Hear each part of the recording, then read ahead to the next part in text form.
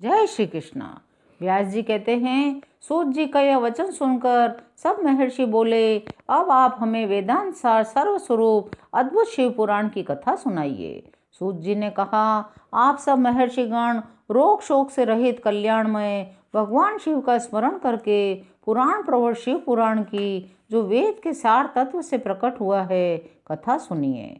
शिव पुराण में भक्ति, ज्ञान और वैराग्य, इन तीनों का प्रीतिपूर्वक गान किया गया है। इस वर्तमान कल्प में जब सृष्टि कर्म आरंभ हुआ था, उन दिनों 6 कुलों के महर्षि परस्पर वाद विवाद करते हुए कहने लगे, अमुक वस्तु सबसे उत्कृष्ट है, अमुक नहीं।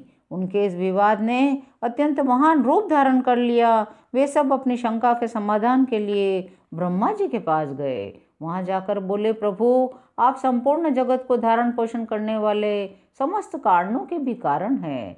हम जानना चाहते हैं, संपूर्ण तत्वों से परे परात्पर पुराण पुरुष कौन है। ब्रह्मा जी ने कहा, जहाँ से मन सहित वाणी उन्हें न पाकर लौट आती है, तथा जिनसे ब्रह्मा, विष्णु, रुद्र, इंद्र आदि से युक्त यह संपूर्ण जगत समस्त भूतों एवं इंद्रियों के साथ पहले प्रकट हुआ है, वे ही ये देव महादेव सर्वज्ञ हैं, संपूर्ण जगत के स्वामी हैं। ये ही सबसे उत्कृष्ट हैं। भक्ति से ही इनका साक्षात्कार होता है, दूसरे किसी उपाय से कहीं इनका दर्शन नहीं होता। रुद्र, हरि, हर अन्य देवेश्वर सदा उत्तम भक्ति भाव से उनका दर्शन करना चाहते हैं। भगवान शिव में भक्ति होने से मनुष्य संसार बंधन से मुक्त हो जाता है। देवता के कृपा प्रसाद से उनमें भक्ति आती है। भक्ति से देवता का कृपा प्रसाद प्राप्त होता है। ठीक उसी तरह जैसे यहाँ अंकुर से बीज और बीज से अंकुर पैदा होता है। इसलिए तुम सब ब्रह्मर्षि भगवान शंकर का कृपा प्रसाद प्राप्त करने के लिए भूतल पर जाकर वहाँ सहस्त्र वर्षों तक चालू रहने वाला एक विशाल यज्ञ का आयोजन करो। इन यज्ञपति भगवान शिव जी की ही कृपा से वेदोक्त विद्या के सारभूत साध्य और साधन का ज्ञान होता है। शिवपद की प्राप्ति ही साध्य है, उनकी सेवा ही साधन है। उनके प्रसाद से जो नित्य नैमित्तिक आदि फलों की ओर से निष्प्रह होता है, वही साधक है।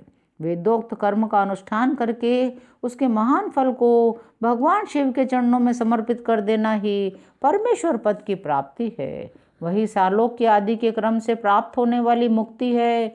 उन पुरुषों की भक्ति के अनुसार उन सबको उत्कृष्ट फल की प्राप्ति होती है। उस भक्ति के साधन अनेक प्रकार के हैं, जिनका साक्षात महेश्वर ने ही प्रतिपादन किया है। उनमें से सारभूत साधन को संक्षिप्त करके मैं बता रहा हूँ। कान से भगवान के नाम और गुण लीलाओं का श्रवण करो, वाणी द्वारा उनका कीर्तन करो, मन के द्वारा उनका मनन, इन तीनों को महान साधन कहा गया है। तात्पर्य यह है कि महेश्वर का श्रवण, कीर्तन और मनन करना चाहिए।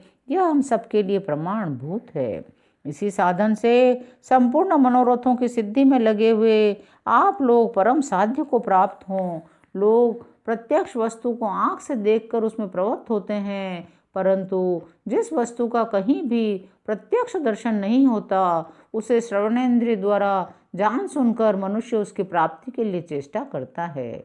अतः पहला साधन श्रवण ही है। उसके द्वारा गुरु के मुख से तत्व को सुनकर श्रेष्ठ बुद्धि वाला विद्वान पुरुष अन्य साधन कीर्तन एवं मनन की सिद्धि करे। मनन पर्यंत इस साधन की अच्छी तरह साधना कर लेने पर उसके द्वारा सालोक्य आदि के क्रम से धीरे धीरे भगवान शिव का संयोग प्राप्त होता है।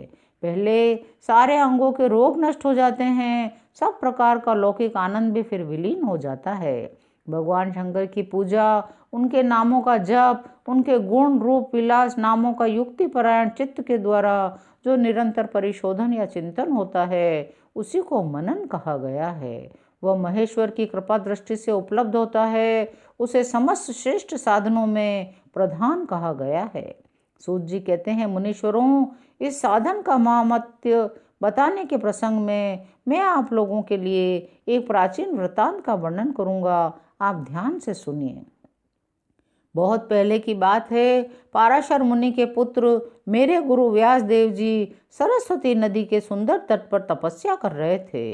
एक दिन सूर्य तुल्य तेजस्वी विमान से यात्रा करते हुए भगवान सनत कुमार अकस्मात वहां जा पहुंचे। उन्होंने मेरे गुरु को वहां पर देखा। वे ध्यान में मग्न थे।